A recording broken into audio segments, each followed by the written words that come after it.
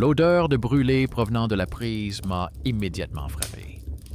Elle n'était pas âcre, mais ressemblait plutôt à celle d'une vieille rallonge électrique qui chauffe depuis longtemps dans le mur. La source se trouvait derrière le téléviseur, là où un gros câble remontait vers le grenier, désigné dans le contrat comme une pièce de service. Le réfrigérateur cliquetait, la vaisselle n'avait pas encore été rangée, la maison semblait étrangère, et cette odeur était donc perçue comme un avertissement plutôt que comme un détail insignifiant. Bonjour!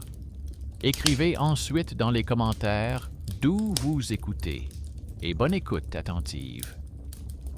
Natalia ne pouvait pas abandonner cette maison. Le 2 pièces en ville, hérité de sa grand-mère, était encombré par les travaux de rénovation et la musique des voisins. Son mari avait subi une baisse de salaire, sa fille avait grandi et claquait les portes, et sa mère, après une nouvelle aggravation de son état, avait besoin de soins et devait déménager. La maison à la campagne offrait la possibilité d'avoir des chambres séparées, un jardin et de travailler à domicile dans un centre d'appel où les équipes de nuit étaient mieux rémunérées. Elle craignait davantage de perdre son emploi ou son logement que l'étrange installation électrique et était donc prête à supporter les fissures dans les murs et la cave humide. Ils ont trouvé le grenier dès la première visite. Un escalier étroit, des marches grinçantes, un plafond bas. Entre les ballots de vieille laine minérale et les cartons se trouvait un trépied avec une caméra fixée dessus, au-dessus duquel étaient suspendues 2 lampes mat. À côté, sur la table, se trouvait un mixeur usé. Tout cela était relié à la paroi par un faisceau de fils qui partait vers la ligne d'où provenait l'odeur de brûlé. Sur la prise du grenier, l'ancien propriétaire avait laissé un autocollant avec le simple mot « éther ». Mon mari a haussé les épaules, pensant que l'ancien propriétaire était passionné par les émissions en direct et a promis de tout jeter à la décharge un jour. Le premier soir, ils ont simplement branché la télévision au câble déjà installé et ont mis les informations en fond sonore. Puis, Natalia s'est lassée, a débranché la prise et est partie dans la cuisine. Quelques minutes plus tard, ils ont entendu un clic provenant du relais. Elle est revenue dans le salon et a vu que la télévision était allumée. Il n'y avait ni logo ni chaîne habituelle à l'écran. La caméra montrait leurs propres pièces, le canapé, les cartons, la table avec le routeur. L'angle de vue venait de quelque part dans le coin près du plafond.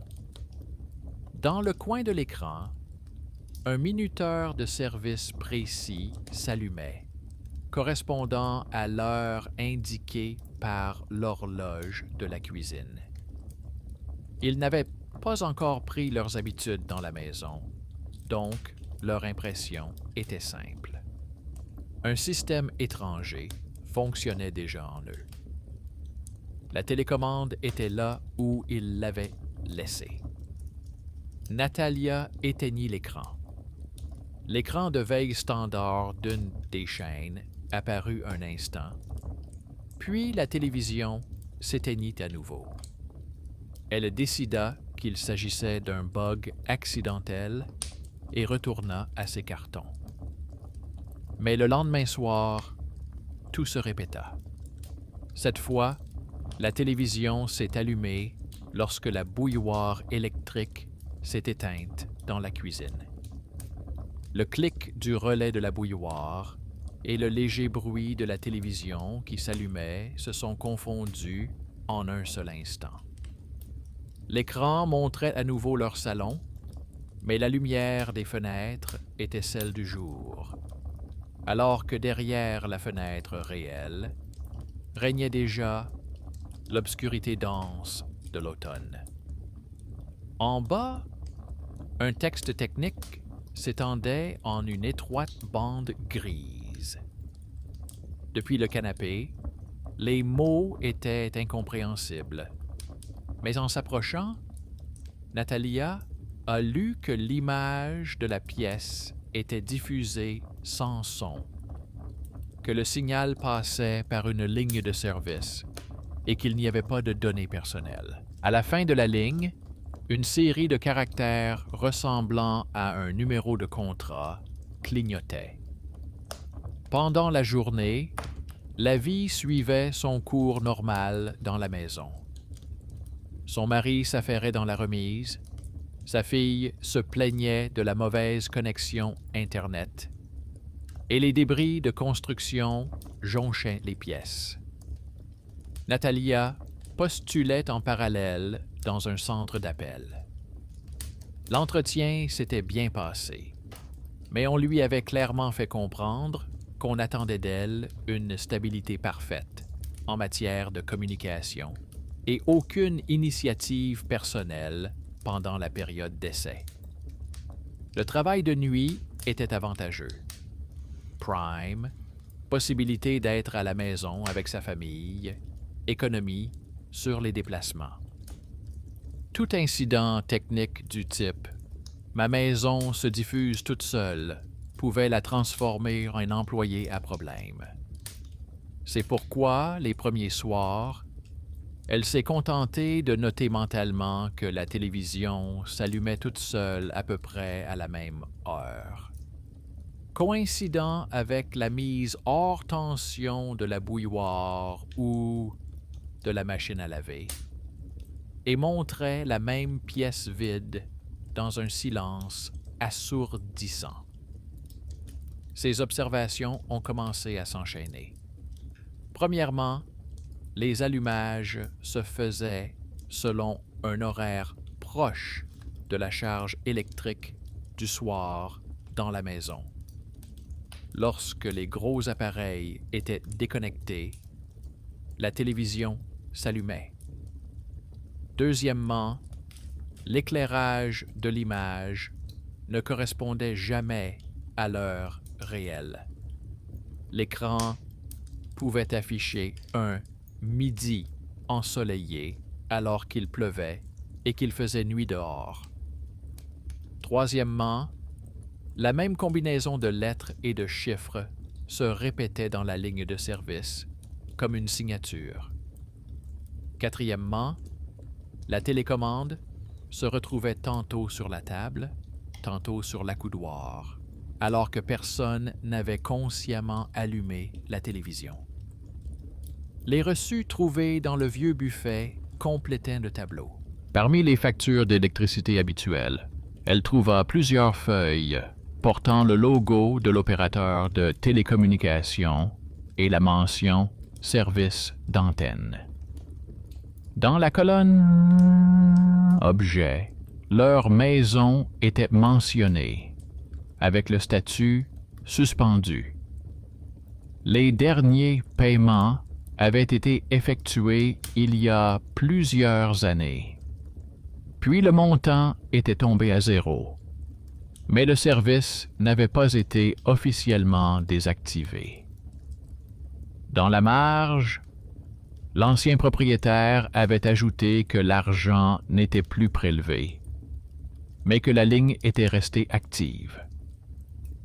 Natalia a passé sa première nuit de travail sérieuse assise à la table de la cuisine, avec son ordinateur portable et ses écouteurs, à recevoir les plaintes des clients. Toutes les quelques minutes, elle regardait machinalement sa montre, de peur de manquer le début d'une conversation. Entre deux appels, la télévision s'est allumée dans le salon. À ce moment-là, seule la lumière et le routeur fonctionnaient dans la maison. La bouilloire était vide depuis longtemps. Natalia posa ses écouteurs sur la table et s'approcha du téléviseur. L'écran montrait leur salon, mais une partie du couloir était désormais également visible. En réalité, la porte était entr'ouverte et une faible lumière filtrait à travers l'interstice. Sur l'image, la porte était fermée et derrière elle régnait l'obscurité.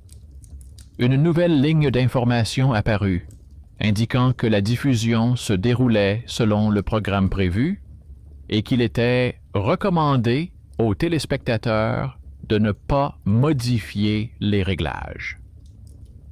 Dans le coin inférieur gauche, une inscription ressemblant davantage à un nom technique de diffusion apparut pendant une seconde, mais l'image se désagrégea immédiatement en carré. Au lieu d'appuyer comme d'habitude sur le bouton d'arrêt, elle monta l'escalier grinçant qui menait au grenier. Tout était comme d'habitude. Le trépied, la caméra avec l'objectif fermé, 2 lampes au plafond, un petit boîtier noir avec une lumière verte clignotante et la même prise avec l'autocollant « Diffusion ». Sur le boîtier, elle aperçut un autocollant avec le numéro du contrat. Il correspondait à la signature alphanumérique en bas de l'émission et figurait sur l'ancienne facture. Sa peur intérieure de perdre son emploi se heurta à son simple désir de débrancher la prise. Elle imagina comment, au bureau, on constaterait la perte de connexion au milieu d'un quart de travail et que son chef la qualifierait de instable. Au lieu d'une coupure brutale, elle choisit une intervention moins radicale. À l'arrière du boîtier se trouvait un petit interrupteur avec 2 modes, diffusion et enregistrement local. L'interrupteur était en mode diffusion. Natalia l'a basculé vers le bas, en mode local. La lumière a clignoté et s'est allumée différemment. En descendant, elle vit que l'écran ne diffusait plus d'images en direct, mais un enregistrement accéléré. Le salon s'assombrissait lentement, comme dans un time-lapse d'une caméra de surveillance, alors qu'en réalité, la lumière dans la pièce ne changeait pas. La ligne de service avait changé, indiquant un visionnage local, et le numéro du contrat avait disparu. Le téléviseur était en fait devenu un lecteur d'archives que quelqu'un avait auparavant envoyé à l'extérieur. Au petit matin, lorsque son service prit fin, elle passa en revue tous les papiers de l'ancien propriétaire. Elle trouva les instructions relatives au service diffusion par objet, où il était expliqué en petits caractères qu'en cas de cessation de paiement, l'opérateur pouvait utiliser la ligne à des fins de test, sans empiéter sur la vie privée. Il y avait également une note manuscrite du propriétaire indiquant qu'en cas de problème, il était plus simple de couper l'alimentation électrique dans le grenier. Un autre bout de papier, avec des contacts, lui a donné des sueurs froides. La liste comprenait un nom familier, qui correspondait au nom de famille de son père par alliance, qui travaillait autrefois à la télévision. Il s'avérait que cette maison, la ligne téléphonique et les anciennes factures étaient liées à des personnes dont la famille préférait depuis longtemps ne pas se souvenir. La maison était comme un nœud où s'entremêlait un projet étranger inachevé, un contrat oublié et leur propre tentative de recommencer leur vie. Natalia a choisi de ne pas tout détruire immédiatement, mais de commencer par rassembler des preuves. Elle a photographié l'autocollant, les numéros, les lignes à l'écran et a enregistré une demande auprès du service de l'opérateur. Là, après avoir entendu l'adresse, on l'a rapidement redirigé vers un spécialiste des services d'archivage et on lui a proposé d'envoyer un technicien qui examinerait l'équipement sur place. Ainsi, à la peur habituelle de ne pas pouvoir payer le loyer et de ne pas réussir la période d'essai, s'est ajoutée une autre source d'inquiétude. Le sentiment que leur nouvelle vie se déroulait sur une scène intégrée dans le réseau d'un étranger, où il y avait déjà eu un spectateur et où, pour l'instant, on ne voyait que des pièces vides. Le technicien est arrivé plus vite qu'elle ne l'avait prévu. Le matin, elle a reçu un SMS avec une fourchette horaire approximative.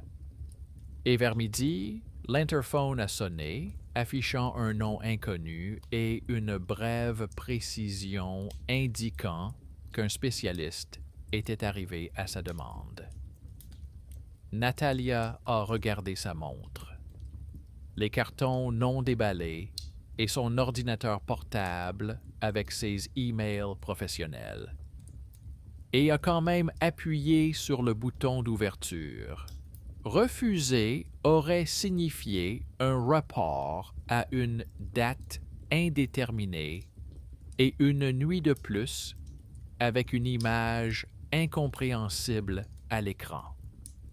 Le technicien était un homme d'âge moyen avec une trousse à outils soignée et une tablette. Il lui a présenté son bon de travail, sur lequel figurait une adresse, le numéro du contrat et une étrange mention indiquant « Service avec archives ». En bas, en petits caractères, il était indiqué que l'objet appartenait à la catégorie des « connexions historiques ». Il lui a demandé depuis combien de temps il vivait dans la maison et a noté dans sa tablette que les propriétaires avaient changé. Sa voix ne trahissait ni surprise ni mysticisme, seulement l'habitude fatiguée d'expliquer aux gens que les fils électriques n'étaient pas responsables en soi. Il s'est d'abord rendu au tableau électrique, a vérifié la mise à la terre, les bornes et le disjoncteur de la ligne du grenier. Il a déclaré qu'il n'y avait pas de traces de surchauffe évidente, que l'odeur de brûlé pouvait provenir de vieux contacts, mais qu'il ne voyait pas de risque sérieux. Il a ensuite demandé à voir le grenier et l'équipement. Natalia marchait devant lui dans l'escalier étroit, sentant les planches fléchir légèrement sous le poids de 2 personnes. Une pensée simple lui traversait l'esprit. S'il disait qu'il fallait tout démonter immédiatement, il perdrait tout simplement le contrôle de la situation. En haut, le technicien a examiné le trépied, la caméra, les lampes. Il a jeté un regard discret sur le boîtier noir avec l'autocollant et l'interrupteur. Il a déclaré que leur entreprise avait effectivement installé ce type d'équipement dans des maisons privées pour le service diffusion sur site dans le cadre de projets pilotes. Il a ajouté que la plupart des lignes étaient désactivées depuis longtemps, mais qu'une partie était restée en suspens. Elle ne coûtait rien, mais des signaux circulaient de temps en temps sur le réseau. Il a sorti un petit récepteur de test de son sac, l'a connecté à la prise du bloc et a regardé l'écran. Un menu avec plusieurs options est apparu. visionnage local, diffusion, archives des derniers jours. Dans l'un des champs, le numéro du contrat et le statut suspendu, mode test, étaient affichés. Le technicien a remarqué que, d'après les journaux, cette maison diffusait effectivement une image tous les quelques jours qui arrivait sur leur serveur sous forme de signal technique. Personne ne la regardait. Elle était intégrée au flux général et effacée lors du nettoyage suivant. Il a qualifié le fait que la télévision en bas la captait comme une chaîne de ponte oubliée dans les paramètres. Natalia a demandé si l'on pouvait voir ce qui était envoyé. Le technicien a activé la visualisation locale. L'écran du récepteur test a montré un angle familier du salon, mais en accéléré, comme si la maison revivait les jours passés. Il a parcouru les archives et ils ont vu des extraits où la pièce avait encore les murs nus sans leurs affaires, où d'autres personnes, des inconnus, apparaissaient à l'écran. Dans un extrait, l'ancien propriétaire était assis sur le canapé avec un ordinateur portable. Dans un autre, l'un des invités se promenait. Les visages étaient difficiles à reconnaître, mais les silhouettes et les gestes étaient vivants. Dans l'interface, en bas, à côté de l'heure, se trouvait un champ vu. Presque partout, il indiquait 0. Seuls quelques extraits affichaient 1. Le technicien a fait remarquer qu'il s'agissait probablement de leur propre téléviseur qui captait le signal. Il a ajouté que du côté de l'opérateur, les personnes réelles n'avaient pas accès à ces images test, toutes passant par des systèmes automatiques. Il a proposé une solution standard. Couper complètement l'alimentation du bloc, démonter l'équipement, résilier le contrat et supprimer l'objet de la base de données afin de ne pas gaspiller les ressources. Natalia a ressenti à la fois du soulagement et de l'inquiétude. La coupure promettait le silence, mais laissait trop de zones d'ombre. Elle a demandé s'il était possible d'observer d'abord le comportement actuel du système avant de décider de le déconnecter. Le technicien haussa les épaules et répondit que, formellement, il devait tout mettre hors tension, mais que s'ils signaient un document dans lequel ils acceptaient d'assumer les risques, ils pouvaient reconfigurer la ligne afin que la transmission ne sorte plus des limites de la maison et soit enregistrée uniquement sur un support local. Cela ne figurait pas dans le scénario officiel, mais il semblait, d'après le ton de sa voix, qu'il avait déjà fait cela pour ceux qui ne voulaient pas que leurs anciens enregistrements soient mis au rebut. Pendant qu'ils étaient dans le grenier, leur fille était assise dans sa chambre avec son ordinateur portable et regrettait de ne pas avoir accès à une connexion Internet normale. Elle trouvait que ses parents exagéraient les bizarreries de la télévision et que la maison était trop calme. En parcourant la liste des appareils connectés au réseau, elle ouvrit par habitude l'interface du routeur pour vérifier qui d'autre était connecté. Dans la liste, outre les téléphones, l'ordinateur portable et la télévision, figurait un autre appareil inconnu avec un nom à rallonge. Son adresse correspondait à celle du boîtier dans le grenier. Elle cliqua dessus et arriva sur une page web simple et sans mise en page, où se trouvait un rectangle avec une inscription du type « Visionnage de la caméra ». En dessous, 2 lignes en caractères gris indiquaient « Spectateur 1 » et « Chat indisponible ». La curiosité l'emporta sur l'agacement. Elle cliqua sur « Visionner » et vit le même salon en temps réel, mais avec un léger décalage. Dans le coin, il y avait un minuteur et en dessous, un identifiant technique. Pendant qu'elle regardait, le chiffre « Spectateur » clignota et passa à 2. Cela signifiait que quelqu'un d'autre qu'elle était connectée à ce moment-là. Elle pensa que c'était probablement ses parents et se rendit dans le couloir. Mais ses parents étaient dans le grenier et les écrans de leur téléphone étaient éteints. Pendant ce temps, le technicien descendit avec Natalia pour vérifier comment la télévision réagissait au changement.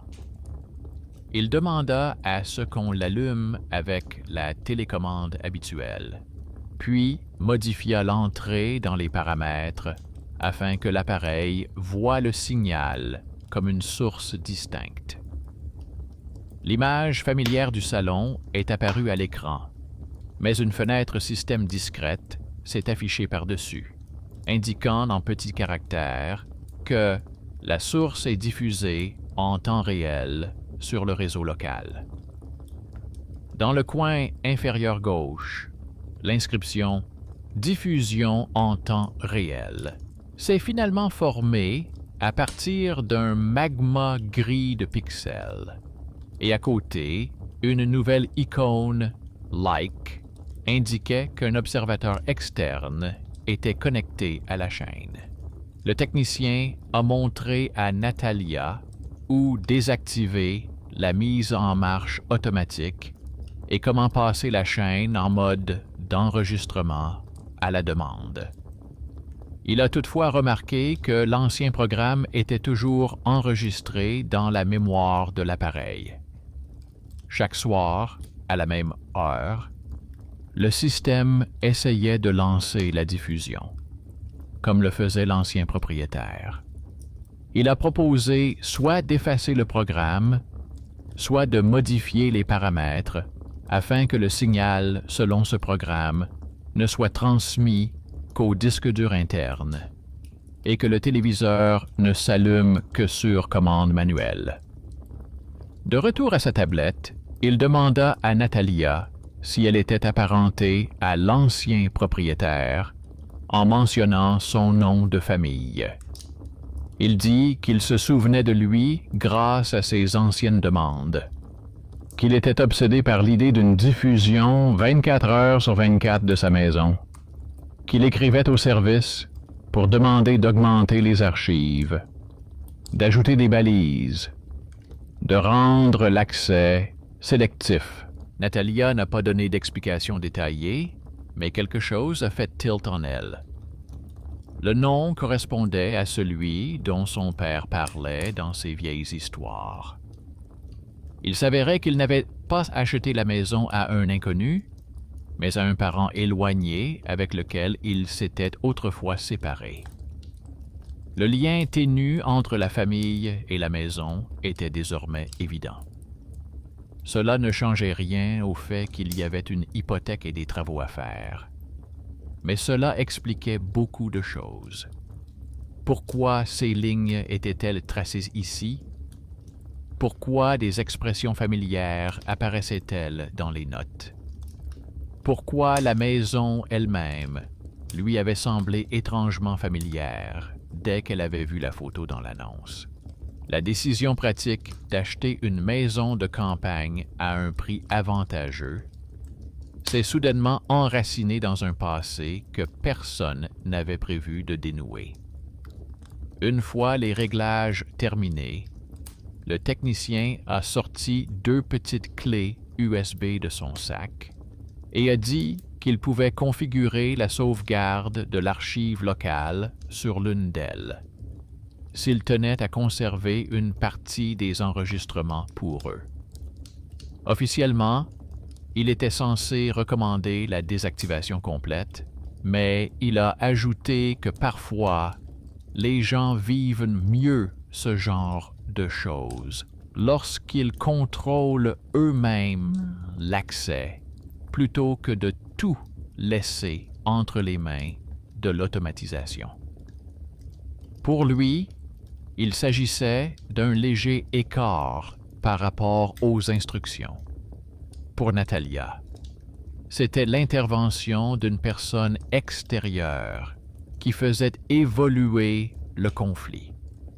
Pendant qu'il fouillait dans le menu, la fille s'est approchée discrètement de la porte et a dit qu'elle voyait la même image sur son ordinateur portable et que, pour une raison quelconque, 2 spectateurs y apparaissaient.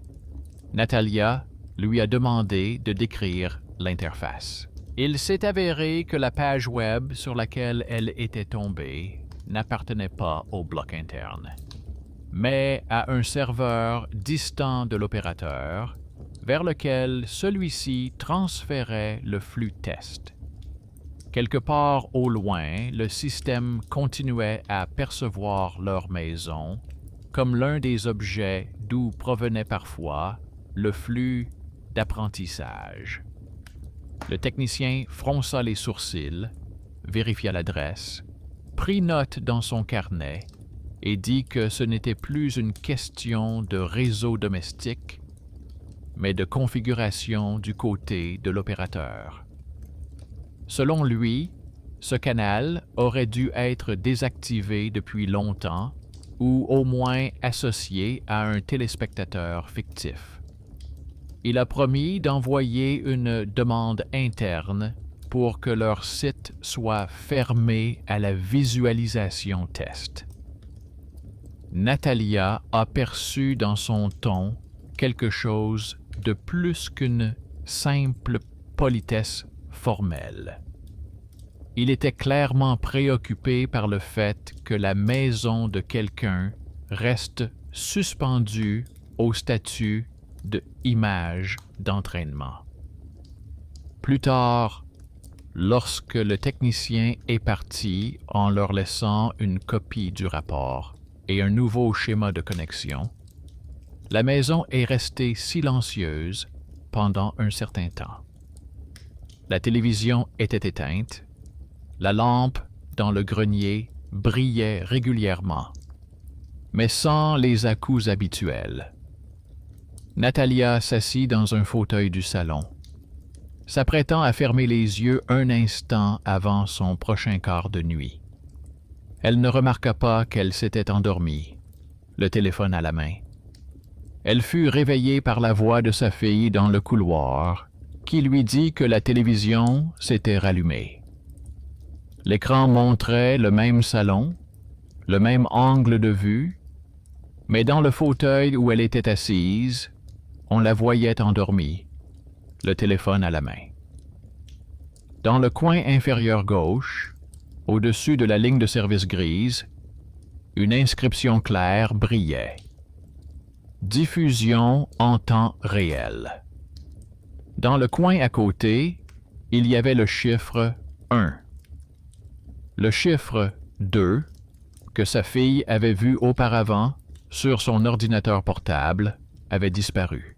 Natalia regardait l'image et comprenait que les explications techniques avaient presque clos le sujet des spectateurs extérieurs.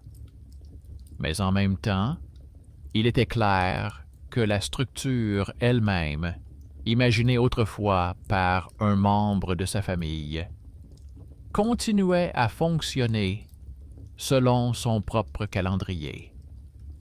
Et maintenant, la question n'était plus de trouver quelqu'un de l'autre côté, mais de décider eux-mêmes quoi faire de cette maison qui avait l'habitude d'être une scène, même lorsque personne ne payait pour les billets. Pendant les premières secondes, elle regardait l'écran comme s'il s'agissait d'une photo étrangère. Le fauteuil, le plaid, les plis de ses vêtements, le téléphone glissé au bord de sa paume. Dans le fauteuil réel, elle était déjà assise bien droite, mais l'image rattrapait encore le passé. Le décalage était minime, mais suffisant pour sentir que la maison la montrait avec un retard, comme pour vérifier si la personne correspondait à l'enregistrement.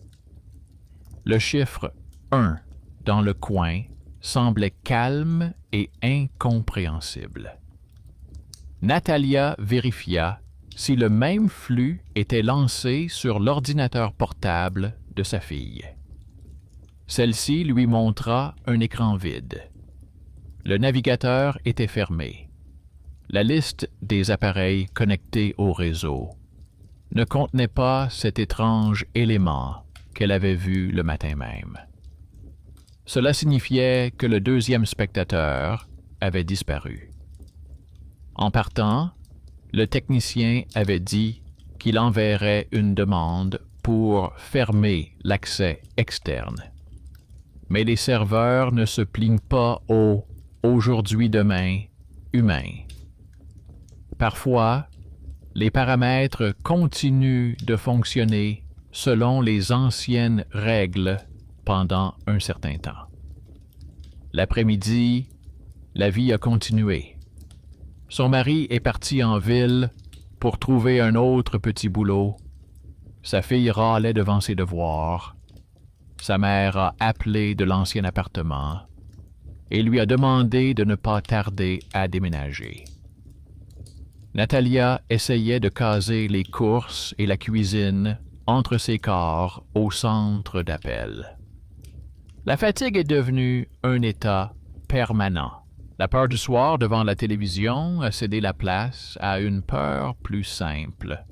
Ne pas être en retard, ne pas se tromper, ne pas appuyer sur la mauvaise touche dans un programme de travail complexe.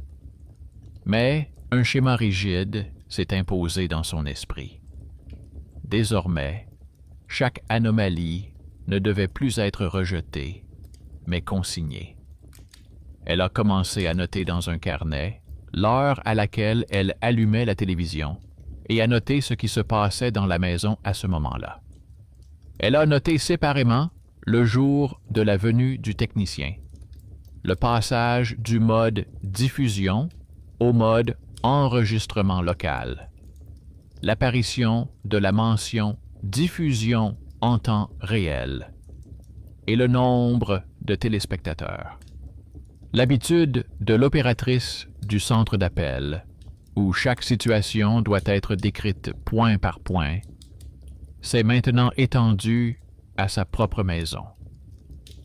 Quelques jours plus tard, le facteur a apporté une nouvelle ligne.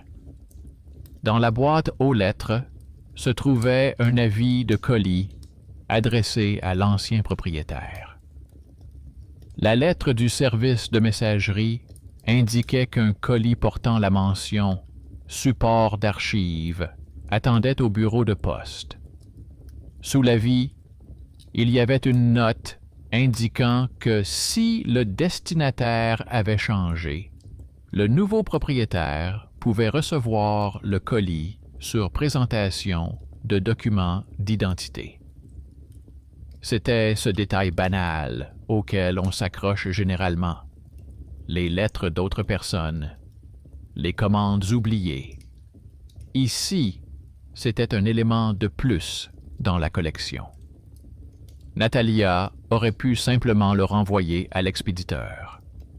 Mais toute tentative de ne pas voir lui semblait désormais dangereuse. Elle se rendit au point de retrait après son service, la tête lourde et la liste des produits dans son téléphone. L'employé derrière le comptoir vérifia l'adresse et le contrat de vente, haussa les épaules et lui remit une petite boîte soigneusement emballée, portant le logo des archives. Sur l'étiquette figurait le numéro du contrat en question et la mention « Archive, ensemble privé ». Dans la voiture, sur le chemin du retour, elle regarda plusieurs fois la boîte posée sur le siège passager. Il pouvait s'agir simplement d'un vieux disque qui n'avait plus aucun rapport avec eux. Mais s'il s'agissait d'une copie du flux que la maison continuait à reproduire, cela signifiait que quelqu'un l'avait mise en conservation depuis longtemps. Dans ce cas, la maison sous diffusion n'était pas seulement leur problème, mais faisait partie des archives personnelles de quelqu'un. À la maison, elle n'a pas ouvert la boîte tout de suite. Elle l'a posée sur le buffet à côté d'une pile de reçus et est allée ranger les courses. Son mari a réagi plus simplement au colis. Il a dit que c'était probablement quelque chose de vieux et d'inutile et a proposé de le mettre de côté jusqu'au week-end. Sa fille a jeté un bref coup d'œil à la boîte et est retournée à son ordinateur portable. Pour eux, cet objet n'était pas encore central. Leur préoccupation tournait autour de l'argent, de l'école, de la route. Le soir, lorsque la maison s'est un peu calmée, Natalia a discrètement apporté la boîte dans la cuisine, a pris un couteau et a coupé le ruban adhésif. À l'intérieur, parmi les films d'emballage, se trouvait un disque dur externe plat dans un boîtier en plastique et un papier fin avec une description. Le document indiquait qu'il s'agissait des archives personnelles de l'objet, conservées à la demande du propriétaire, avant le passage en mode test. Elle contenait les derniers jours de diffusion continue, datant des années précédant leur déménagement. Il était également indiqué qu'une copie serait envoyée à l'adresse de l'objet à titre de service final. Sous le plateau de la table, elle avait déjà un port USB libre provenant d'un ancien ordinateur portable. Elle a connecté le disque et ouvert le dossier. À l'intérieur, il y avait un ensemble de dossiers avec des dates et des fichiers classés par heure. Le premier lancement a montré un angle familier. Le salon, mais avec des meubles différents et des murs peints d'une autre couleur. L'ancien propriétaire se promenait dans la pièce, installait la caméra, vérifiait la lumière. Parfois, des invités entraient dans le champ et s'asseyaient sur le canapé. Tout cela était la vie normale de personnes qui avaient décidé de vivre en direct. Natalia a fait défiler les images. Plus les dates se rapprochaient de la fin de l'archive, moins il y avait d'invités et plus il y avait de va-et-vient solitaires. À un moment donné, le propriétaire s'est mis à s'asseoir plus souvent avec son téléphone, à regarder l'écran, puis la caméra, comme s'il attendait une réaction qui ne venait pas. Le compteur de spectateurs dans le coin affichait presque toujours 0. Ce n'est que parfois, pendant un bref instant, que le chiffre passait à 1, puis revenait à 0. Dans l'un des fichiers dont la date était la plus proche du moment où elle s'est arrêtée, elle a vu un salon vide. Le temps passait, la lumière changeait, personne n'entrait. Le compteur d'audience affichait alors 1, puis 2. Une ligne de service indiquait qu'il s'agissait d'un visionnage test. et que le contrôle avait été transféré à un système externe. À un moment donné, le propriétaire lui-même est entré dans le cadre, s'est tenu au milieu de la pièce et a longuement regardé directement la caméra. Le compteur de spectateurs s'est arrêté à 1 et est resté figé. Quelques minutes plus tard, il est sorti, le cadre s'est à nouveau vidé et l'archive s'est arrêtée là. Ces enregistrements étaient plus effrayants que n'importe quelle fantaisie sur le regard étranger. La maison démontrait une longue tentative d'intéresser quelqu'un à travers l'objectif que presque personne n'a vu. Il ne restait de l'ancien propriétaire ni portrait, ni lettres, mais une série de cycles. Entrée, sortie, attente.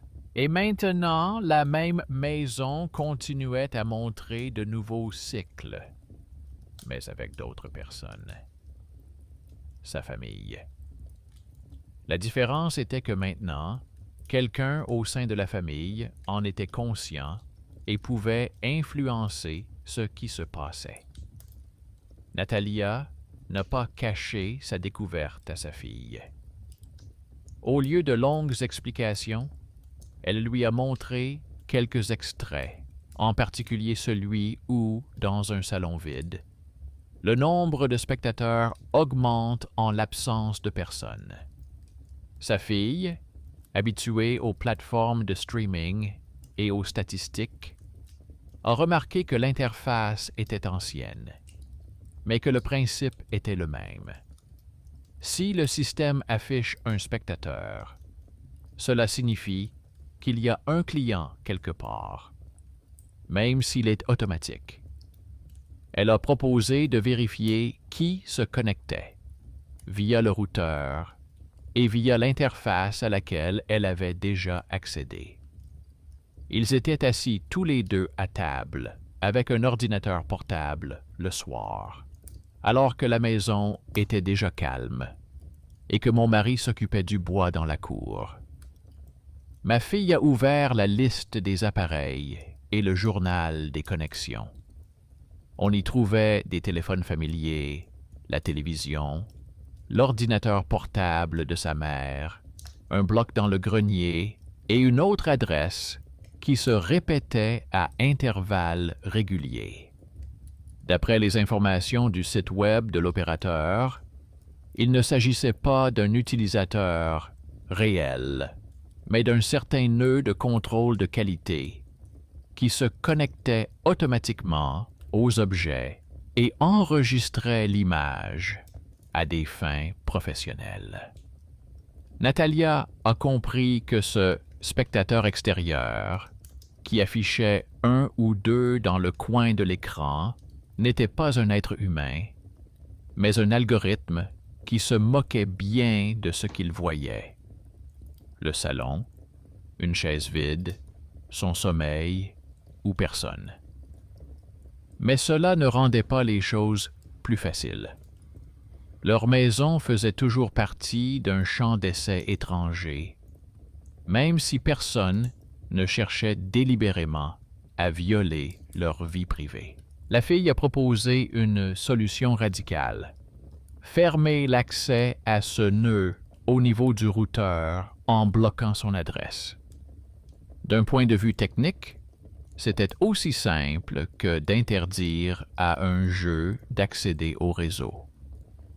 Mais alors, le rapport du technicien, les demandes internes et toute configuration ultérieure de l'opérateur auraient pu échouer.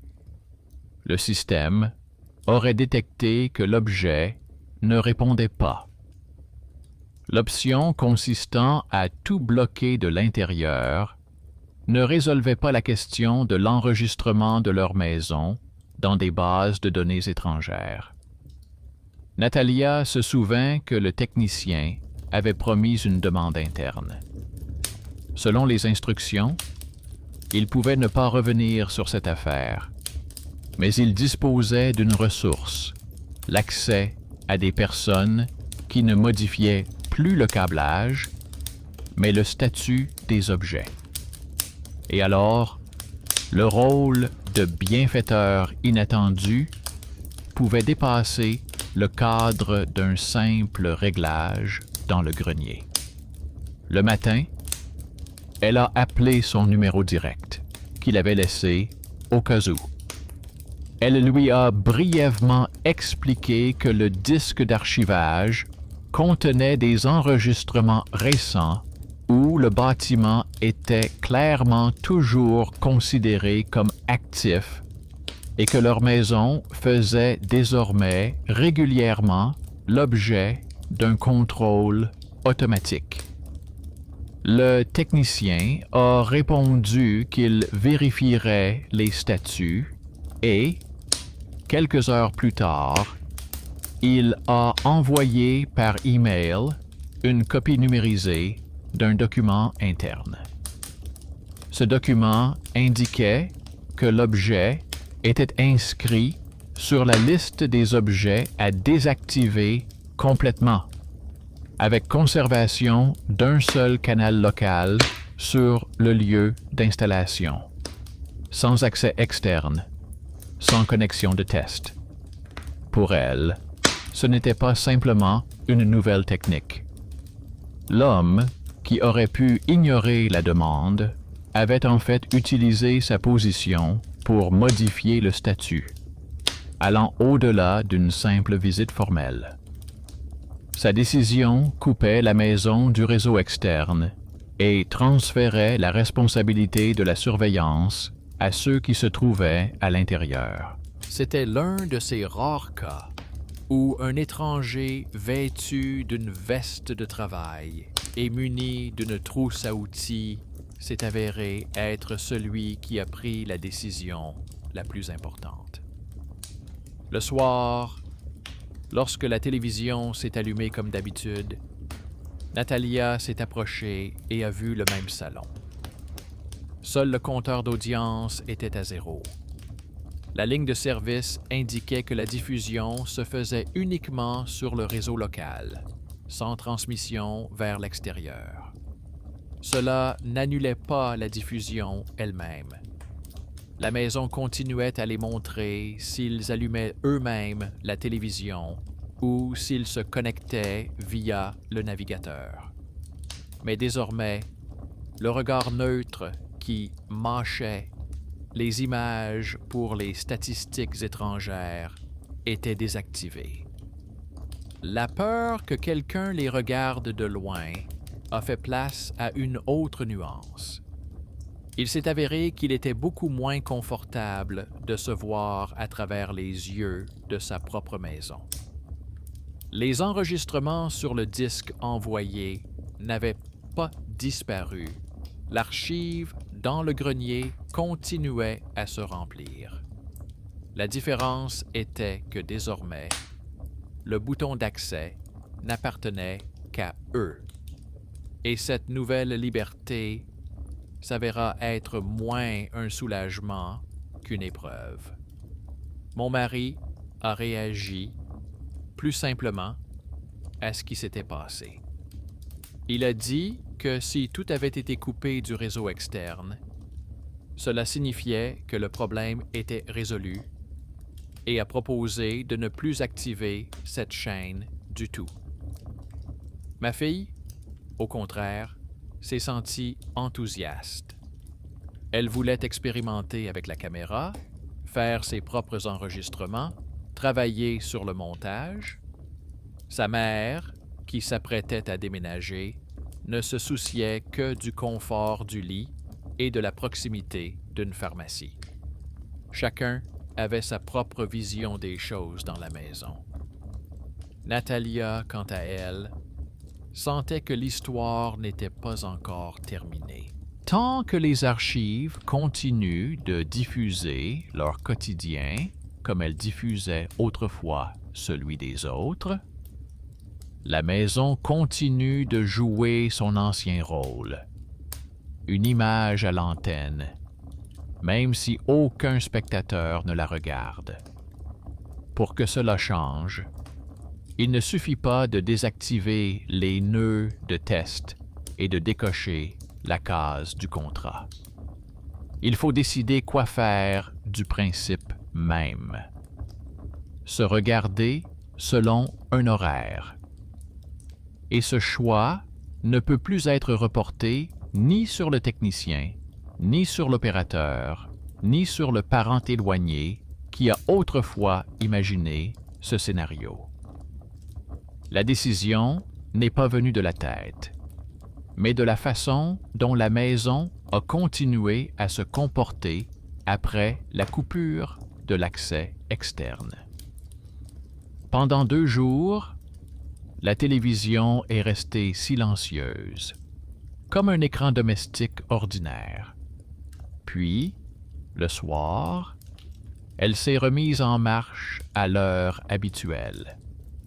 L'écran montrait le salon. Personne n'était assis dans le cadre, bien qu'en réalité, la fille venait de passer devant le canapé avec une tasse de thé. Le retard était plus important que d'habitude. L'image montrait la maison comme si elle vivait une journée sans eux. Le compteur d'audience était à 0. La ligne de service indiquait que la diffusion n'était disponible que localement et que l'archivage était activé. Natalia remarqua quelque chose d'étrange. Dans la liste des fichiers du bloc situé dans le grenier, des enregistrements commencèrent à apparaître qui ne correspondaient pas aux véritables allumages de la télévision. La maison enregistrait selon l'ancien programme, même s'il se trouvait dans d'autres pièces à ce moment-là ou s'ils étaient partis. Elle continuait à fonctionner comme un objet sous l'antenne, mais enfermé dans une boîte. L'algorithme, habitué au cycle, ne comprenait pas qu'il n'y avait plus de téléspectateurs. Il considérait qu'il était de son devoir de continuer à enregistrer les pièces vides à heures fixes. Natalia imagina comment le disque dans le grenier finirait par se remplir. Le système commencerait à effacer les anciens enregistrements selon ses propres règles internes, touchant peut-être les parties qu'elle aurait aimé conserver. Les archives de l'ancien propriétaire sur le disque envoyé montraient déjà où menait une telle vie réglée comme du papier à musique. La maison se transformait en une bande infinie de présence, dans laquelle personne n'était vraiment présent. Elle n'osait toujours pas éteindre complètement le bloc, mais elle ne voulait pas non plus le laisser écrire l'infini. Elle et sa fille sont revenues à l'interface du bloc. Dans le menu, elles ont trouvé une option qu'elles n'avaient pas touchée auparavant. Il y avait une option intitulée « Fin du canal » et à côté, un bref avertissement indiquant qu'après son activation, l'objet passerait en mode archive et que le programme des diffusions en direct serait effacé. Pour appuyer sur le bouton, il fallait être dans le cadre et lancer la dernière diffusion selon les instructions. Le bloc était conçu pour que le propriétaire décide un jour de mettre fin à son émission et de la laisser dans le passé. Sa fille a pris cela comme une mission. Elle a déclaré que c'était le seul moyen de cesser d'être la continuation fortuite du projet de quelqu'un d'autre. Pour elle, cela ressemblait à la fermeture d'une chaîne sur n'importe quelle plateforme. Au début, son mari a refusé. Il était considéré dans la famille comme quelqu'un qui ne s'intéressait pas à la technologie et préférait le marteau à n'importe quel réglage. Mais à un moment donné, lui aussi a commencé à ressentir de l'irritation envers cette maison qui se comportait comme si quelqu'un d'autre y vivait encore. Il a donc accepté d'apporter son aide technique, vérifier qu'il n'y avait plus de câbles superflus qui traînaient et qu'il pouvait, si nécessaire, retirer la caméra d'un seul coup. À ce moment-là, sa mère avait déjà déménagé. On lui avait attribué une chambre au rez-de-chaussée, plus près de la salle de bain. Ses inquiétudes étaient plus simples. Les médicaments, la tension, la maison de campagne qu'elle avait dû quitter. Quand elle a vu pour la première fois la télévision montrer leur salon sans décalage, elle a demandé très brièvement que personne ne la surveille sans lui demander son avis. Les gens de sa génération connaissaient le prix de la surveillance pour d'autres raisons. Son ton sévère, inhabituel pour elle, fut le dernier argument qui manquait. Vers le soir, ils se sont réunis tous les trois dans le salon. La mère est restée dans sa chambre, mais elle savait ce qui se passait.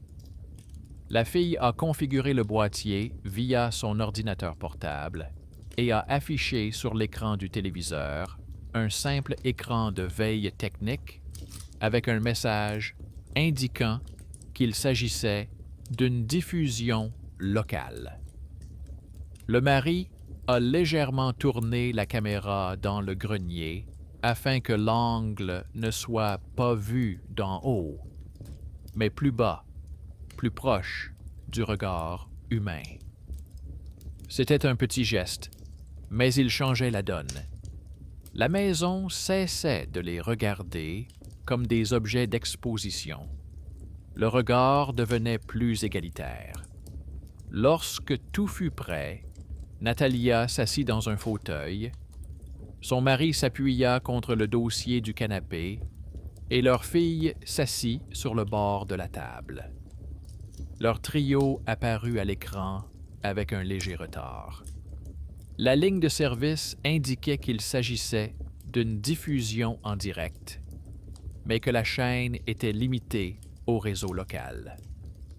Le compteur d'audience était à 0, puis clignota et afficha 1. La télévision se considérait elle-même comme un spectateur. Le système n'affichait plus aucun nœud externe qui détenait auparavant la deuxième unité. Natalia ne prononçait pas le discours à voix haute, mais formulait mentalement ce qu'elle voulait laisser dans cet enregistrement. Que la maison leur appartenait désormais non seulement sur le papier, mais aussi parce qu'elle n'était plus le théâtre d'une exhibition de la vie incessante d'autrui. Sa fille tenait l'ordinateur portable, prête à appuyer sur le bouton « Fin » de la chaîne. Dans l'interface, sous la fenêtre de diffusion, une proposition est apparue. Marquez l'enregistrement en cours comme final, après quoi le calendrier des diffusions serait effacé. À un moment donné, un mouvement est apparu dans le reflet de l'écran sur la vitre sombre de la fenêtre. Natalia a vu une silhouette indistincte au fond, au niveau de l'escalier. Le cadre de l'image télévisée et l'ouverture réelle se sont superposés de telle sorte que pendant une fraction de seconde, l'image d'une silhouette est apparue entre les deux, là où l'ancien propriétaire se promenait dans les archives. La combinaison de la couleur des murs, de l'ombre de son mari et de l'angle de l'objectif donnait l'impression qu'il y avait quelqu'un d'autre dans la pièce, comme dans les anciens enregistrements. Le compteur d'audience dans le coin de l'écran clignota et afficha le chiffre 2. La ligne de service afficha brièvement un message indiquant une connexion locale supplémentaire. Natalia a pensé que le système avait ajouté au cadre un fragment provenant des archives, reliant le passé et le présent, comme il l'avait déjà fait auparavant, avec d'autres émissions.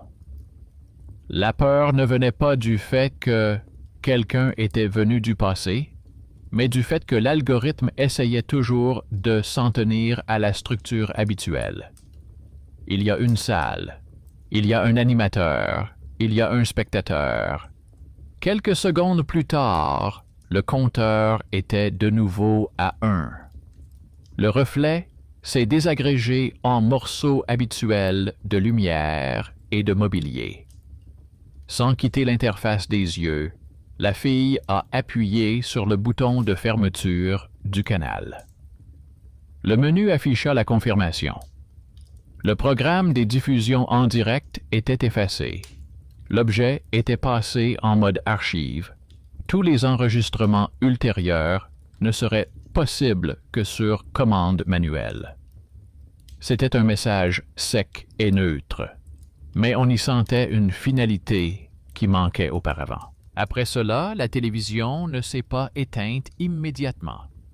La diffusion a continué pendant quelques minutes. Ils se sont vus se lever, le mari se diriger vers l'escalier, la fille fermer son ordinateur portable, la pièce se vider progressivement. À la fin, le bloc a affiché à l'écran une image statique du salon sans personne, et une courte phrase est apparue dans la barre de service, indiquant que la chaîne en direct était terminée et que seule l'archive était disponible. Puis, l'écran s'est éteint. Le mari est monté au grenier, a retiré la caméra du trépied et a soigneusement enroulé les câbles. Il a coupé le long câble menant au panneau électrique et l'a soigneusement enroulé à part, comme un fil inutile, mais potentiellement dangereux. Il a apporté la caméra en bas et l'a posée sur une étagère dans le placard. Son geste n'avait rien de particulièrement symbolique. Il reflétait simplement la fatigue d'un homme qui avait enfin rangé un outil devenu depuis longtemps incontrôlable. Formellement, il s'agissait d'une simple opération physique. En réalité, c'était une ligne séparant l'ancien statut de la maison en tant qu'objet de diffusion d'un logement ordinaire, où la technologie ne fonctionne que sur demande. Sa fille s'est occupée des archives. Elle a transféré tous les enregistrements du bloc du grenier sur un nouveau disque, les a classés par date et a séparé les dossiers de l'ancien propriétaire des leurs. Elle a ajouté de brèves notes textuelles à certains fragments. Quand ils ont allumé la lumière dans le jardin pour la première fois, quand sa mère a franchi le seuil avec son sac, quand Natalia était assise dans un fauteuil avant son service de nuit et se regardait avec un décalage. Elle a crypté le reste du fichier et l'a rangé dans un tiroir séparé, non connecté au réseau. Non pas pour l'oublier à jamais, mais pour que ces images ne s'affichent plus automatiquement selon un calendrier, mais nécessitent un choix conscient. Natalia s'est encore surprise pendant quelques jours à écouter les cliquetis le soir. La télévision ne s'allumait plus toute seule. La bouilloire et la machine à laver s'éteignaient sans provoquer d'autres événements. La lumière du grenier a cessé de clignoter. Le voyant vert sur le boîtier ne s'allumait que lorsque sa fille le connectait manuellement à son ordinateur portable pour vérifier que rien n'était enregistré sans demande. Le vide, pendant ces heures, n'était pas du silence, mais un nouveau fond sonore auquel il fallait s'habituer. Ils ont décidé de conserver le disque d'archives contenant les enregistrements de l'ancien propriétaire, non par sens du devoir, mais parce que ces fragments dégageaient quelque chose de très humain, une tentative d'être vu, qui s'était transformée en piège artisanal. Dans l'un des derniers fichiers, il était assis depuis longtemps dans un fauteuil et regardait la caméra, comme s'il attendait que le spectateur réagisse enfin. À son époque, à en juger par le compteur, ce spectateur n'apparaissait presque jamais. Maintenant, sa place était prise par la maison, qui continuait à montrer l'image aux locataires eux-mêmes. Sa mère, passant parfois devant la télévision éteinte, disait que cette boîte était désormais plus calme.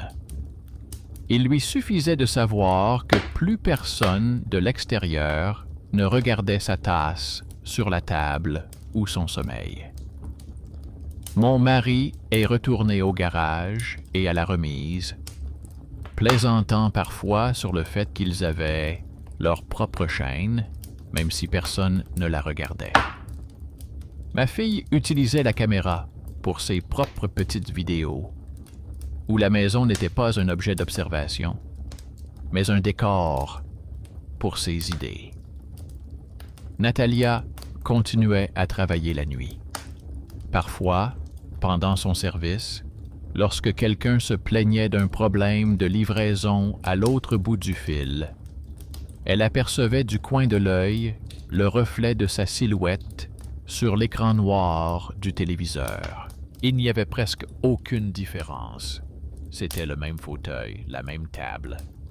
Seulement, maintenant, elle savait que l'image ne l'envoyait pas automatiquement quelque part à l'extérieur. Si les archives s'enrichissaient, c'était uniquement sur leur décision. L'histoire de la maison sous surveillance n'a pas détruit leur vie et ne leur a pas apporté de bonus miraculeux. Elle a simplement montré à quel point il est facile de devenir l'objet d'un système étranger si quelqu'un ne résilie pas complètement son contrat. Et à quel point beaucoup de choses sont décidées non seulement par l'ingénieur ayant accès aux paramètres, mais aussi par celle qui était auparavant considérée comme une simple opératrice du centre d'appel ou une simple enfant avec un ordinateur portable.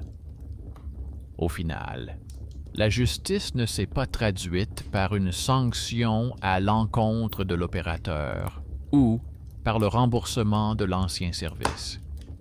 Elle s'est manifestée par le fait que la maison a cessé de servir de terrain d'essai pour les algorithmes d'autrui et est redevenue un lieu où les habitants eux-mêmes décident quand et quoi montrer.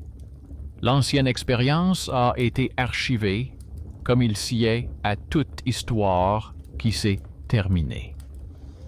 La crainte de la surveillance n'a pas disparu, mais elle est devenue plus raisonnable. Désormais, chaque fois que l'on appuie sur le bouton pour allumer la télévision, on se pose une question que personne ne se posait auparavant. À qui et pourquoi tout cela est-il montré?